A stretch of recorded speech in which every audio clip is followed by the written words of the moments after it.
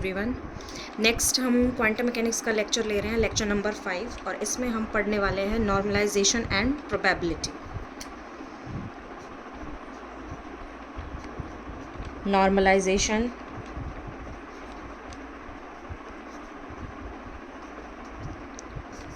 And probability.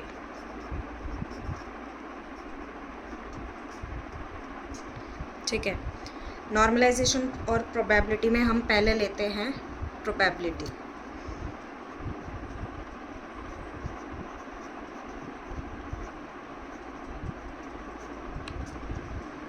इसमें क्या है? According to Max Born, interpretation of wave function of the function does not determine the exact location of microscopic moving particle in the system. It is the probabilistic region in the form of a mathematical expression this. ठीक है, अभी expression में लिखते हैं। इसमें क्या है कि एक साइंटिस्ट थे मैक्स बॉर्न, उन्होंने क्या कहा था कि कोई भी पार्टिकल है तो क्वांटम के अकॉर्डिंग उसका कोई एक वेव फंक्शन होगा। तो जो वेव फंक्शन है उसको उसके थ्रू मतलब हम उस पार्टिकल की एग्जैक्ट पोजीशन डिटरमाइन नहीं कर सकते। जैसे कोई एक रूम है जैसे, या फिर जैसे कोई 1D बॉक्स है, उसमें उस पार्टिकल की एग्जैक्ट पोजीशन के उस बॉक्स में वो पार्टिकल एग्जैक्टली कहाँ पर प्रेजेंट है वो हम डिटरमाइन नहीं कर सकते। लेकिन हम क्या डिटरमाइन कर सकते हैं? कोई प्रोबेबिलिस्टिक रीजन, मतलब कोई एरिया डिफाइन कर सकते हैं हम। जैसे 0 से L तक का कोई बॉक्स है, जैसे 1D बॉक्स है, और उसमें हम 0 to L/4 में हमें पता लगाना है कि वो पार्टिकल कहाँ है, तो कितनी परसेंटेज होगी उसकी, हम वो पता कर सकते हैं। ठीक है, तो वो एक्सप्रेशन उन्होंने दिया था एक। तो पहले मैं डेफिनेशन लिख देती हूँ। According to Max born,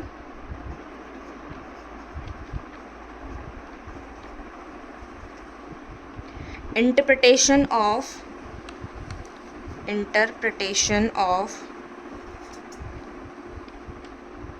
wave function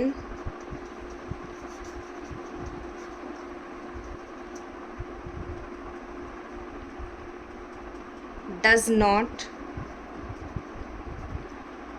determine the exact location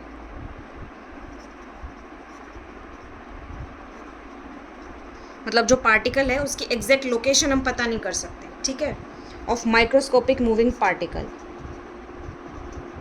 और ये ध्यान रखना है, ये माइक्रोस्कोपिक पार्टिकल के लिए है, क्योंकि जो चीज़ मैक्रो है वो तो हमें दिख जाएगी ना। जैसे कोई इंसान खड़ा है, तो इस रूम में अगर कोई भी एक पर्सन खड़ा है तो हम उसकी एग्जैक्ट पोजीशन डिटरमाइन कर सकते हैं ना, कि वो इस पोजीशन पे खड़ा है, इस प्लेस पे खड़ा है, उसकी एग्जैक्ट लोकेशन डिटरमाइन कर सकते हैं हम। लेकिन माइक्रोस्कोपिक पार्टिकल जो होता है, जो हम नेक्ड आई से देख नहीं सकते, तो उसकी जो पोजीशन है वो हम डिटरमाइन नहीं कर सकते। Microscopic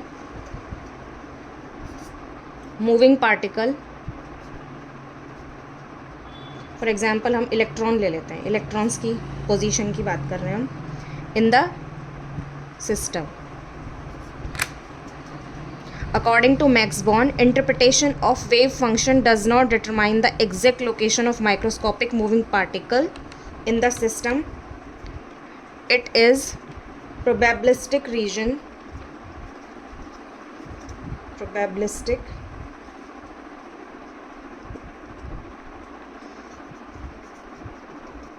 region in the form of a mathematical expression, in the form of a mathematical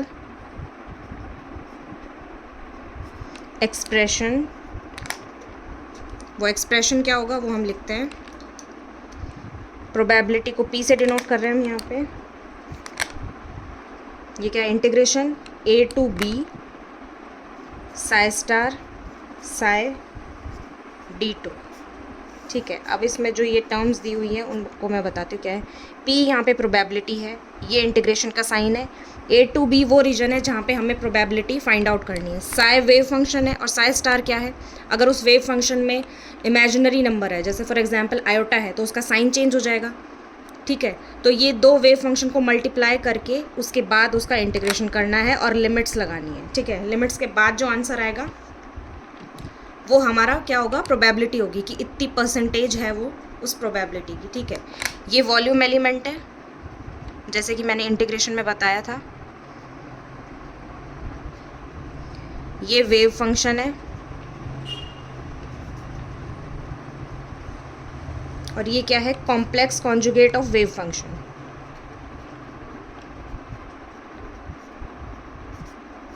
complex conjugate of Sai wave function, ठीक है। उसके बाद हम क्या लेते हैं, नॉर्मलाइजेशन। सेकंड हम लेते हैं normalisation.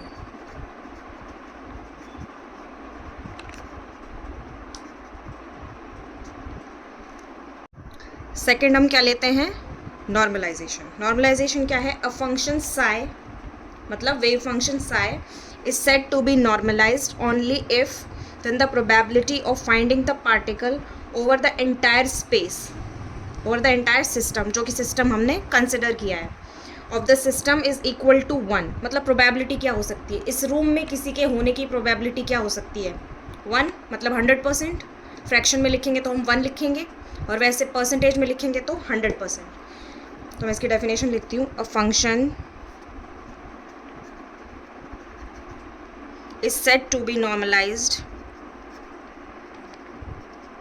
is said to be normalized only if when the probability of finding the particle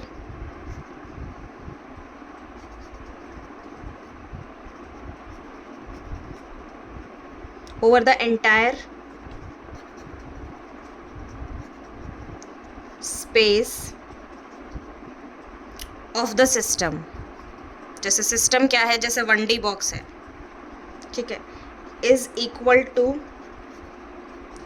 1, that is 100%। जैसे मैं इस रूम में बैठी हूँ, इस रूम में मेरी होने की प्रोबेबिलिटी कितनी है, 100% है। ऐसा तो है नहीं कि मेरा हाफ हिस्सा कहीं बाहर होगा, ऐसा तो नहीं है।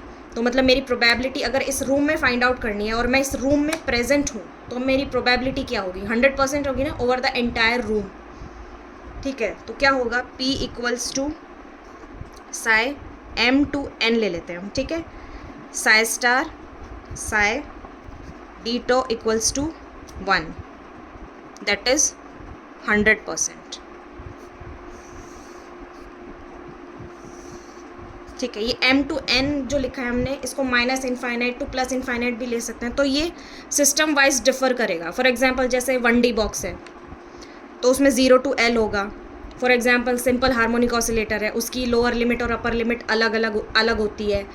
जैसे हाइड्रोजन एटम की अलग होती है, क्योंकि उसमें रेडियल फंक्शन और क्या होता है, थीटा, मतलब एंगुलर फंक्शन होता है, तो उसमें अलग लिमिट्स होती है। तो उसमें जैसे हाइड्रोजन एटम की जो पाए जाने की जो प्रोबेबिलिटी है, उसकी लिमिट्स अलग होती है। तो m/n हमने इसलिए लिख दिया। सिंपल हार्मोनिक ऑसिलेटर की अलग लिमिट्स होती है, सबकी अपनी अलग अलग लिमिट्स होती है, अलग अलग सिस्टम की, जो हमने इंट्रोडक्शन में पढ़ा था, translational motion, rotational motion, electronic motion and vibrational motion, ठीक है। तो ये जो है, इसको मैं एक शॉर्ट में एक बार बताती हूँ आपको। जैसे हम 1D बॉक्स का ही एग्जाम्पल ले लेते हैं, जो सबसे ईजीएस्ट एग्जाम्पल है। ये 0 से L है, तो ये जो है, ये कोई पार्टिकल है, ये यहाँ पे बम्बार्डमेंट कर रहा है। इस पार्टिकल की पाए जाने की जो प्रोबेबिलिटी है, जैसे यहाँ से यहाँ तक स्पेस है, 0 to L/4, 2L/4, 3L/4, और ये 4L/4 है, तो ये L हो जाएगा, ठीक है। तो यहाँ से यहाँ तक के पाए जाने की जो प्रोबेबिलिटी है इस पार्टिकल की, ये तो इस फॉर्मूला से डिटरमाइन करेंगे हम, ठीक है। और जो इस पार्टिकल की जो पूरे एंटायर सिस्टम में पाए जाने की प्रोबेबिलिटी क्या है, 1 होगी ना। अगर ये इस सिस्टम में प्रेजेंट है तो इसकी प्रोबेबिलिटी 1 होगी, मतलब 100% ये इस बॉक्स के अंदर ही प्रेजेंट है, ठीक है। अब नेक्स्ट हम करते हैं, ये जो m और n है, ये लोअर लिमिट है, ये अपर लिमिट है, मतलब बाउंड्री वाली। जैसे फॉर एग्जांपल 1D बॉक्स के लिए हम क्या ले सकते हैं, इसको 0 to L, ठीक है। अब नेक्स्ट हम करते हैं, नेक्स्ट तो जो फंक्शन हमने लिया है ये नॉर्मलाइज्ड होना चाहिए। नॉर्मलाइज्ड का मतलब क्या है कि इसको जब हम इंटीग्रेट करेंगे तो इसका जो रिजल्ट है ना, वो 1 आना चाहिए। अगर ये नॉर्मलाइज्ड है नहीं, अगर नहीं है, तो हम इसको क्या करेंगे, नॉर्मलाइज्ड। तो फंक्शन को नॉर्मलाइज करने का जो तरीका है वो बताती हूँ मैं। If the function is not normalised then we have to normalise that given function by using normalisation constant. ठीक है। अब वो नॉर्मलाइजेशन कांस्टेंट जो है वो कैसे आएगा, उसको हम कैसे डिटरमाइन करेंगे वो मैं लिखती हूँ, ठीक है। फॉर एग्जांपल जैसे ये प्रोबेबिलिटी का फॉर्मूला था, P equals to m2 integration m2n psi star psi d tau, ठीक है। अब जैसे फॉर एग्जांपल ये नॉर्मलाइज्ड नहीं है, ठीक है, और हमें इसे क्या करना है, नॉर्मलाइज। तो क्या करना होगा, इसके आगे n कोई कांस्टेंट है, ये नॉर्मलाइज्ड नहीं है, तो नॉर्मलाइजेशन कांस्टेंट हम कैसे निकालेंगे, ये जो फंक्शन है इसका हम क्या करेंगे, अंडर रूट करेंगे पहले, और उसके बाद उसका रेसिप्रोकल कर देंगे। तो पहले अंडर रूट करेंगे हम n का, कर दिया, उसके बाद हम इसको क्या करेंगे, रेसिप्रोकेट कर देंगे, रेसिप्रोकल कर देंगे। तो अब इस चीज़ को मतलब ये एक्सेप्टेबल वेव फंक्शन है, एक्सेप्टेबल वेव फंक्शन तो है ये, पर ये नॉर्मलाइज्ड नहीं है, ठीक है। मतलब इसका जो रिजल्ट है इंटीग्रेशन के बाद वो 1 नहीं आ रहा है, तो इसका मतलब क्या है, हमें इसको पहले रूट करना है इसका, उसके बाद इसको रेसिप्रोकल करना है। इसको जैसे हम एग्जाम्पल से समझते हैं। फॉर एग्जाम्पल जैसे हम फंक्शन कोई लेते हैं,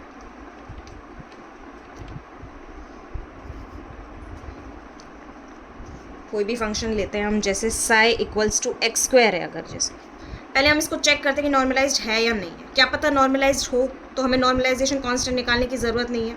तो सबसे पहले हम क्या करेंगे, इसका नॉर्मलाइजेशन, इसको पहले हम इंटीग्रेट करते हैं। इसमें लिमिट है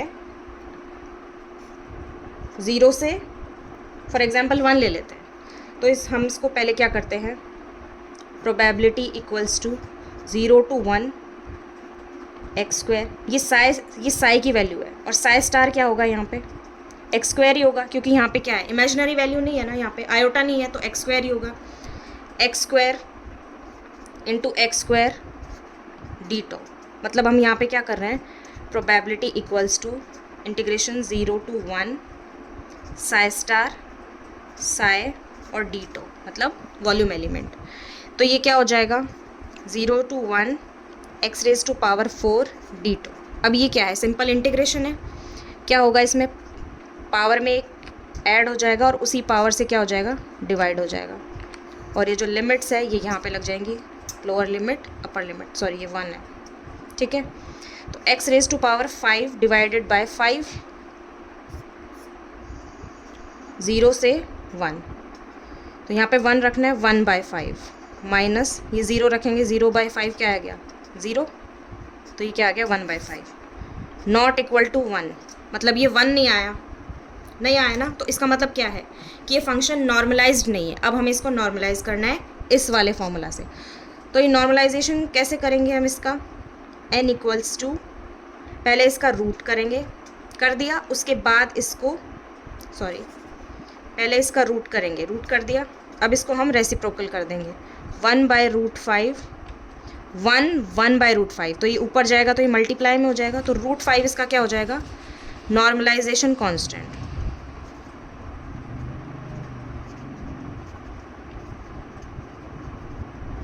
अब क्या करेंगे, इस नॉर्मलाइजेशन कांस्टेंट को इसके साथ अटैच कर देंगे फंक्शन के साथ, तो ये क्या हो जाएगा, वेव फंक्शन √5 एक्स स्क्वायर, ठीक है। अब क्रॉस चेक के लिए हम क्या करेंगे, इसको एक बार इंटीग्रेट करके देखते हैं, ठीक है। अगर ये 1 के इक्वल आता है तो इसका मतलब ये है कि हमारा नॉर्मलाइजेशन कांस्टेंट सही है, ठीक है। अब इसको वापस इंटीग्रेट करते हैं, P equals to psi star psi D tau, limits का है 0 से 1 तक, ठीक है। साई स्टार साई सेम ही है, साई स्टार क्या हो जाएगा, √5 एक्स स्क्वायर, तो ये क्या हो जाएगा 5 X raise to power 4, 0 to 1 D tau, 5 बाहर आ जाएगा, इसका क्या होगा, X raise to power 5 divided by 5, 5 से 5 कैंसिल, लिमिट्स क्या हो जाएंगी 0 से 1, 1 की पावर 5 क्या होगी, और क्या होगा 1 की पावर 0 की पावर 5, तो ये क्या हो गया 1, मतलब 1 आ गया, तो ये क्या है, नॉर्मलाइज हो गया ये फंक्शन। तो मतलब हमारा जो ये आया था आंसर, ये जो फंक्शन आया था हमारा, ये नॉर्मलाइज्ड वेव फंक्शन है, ठीक है। तो हमारा ये राइट आंसर करेक्ट है। तो ठीक है, आप ये नॉर्मलाइजेशन एंड प्रोबेबिलिटी वाला जो लेक्चर है इसको रिवाइज कीजिए, and all the best, keep learning.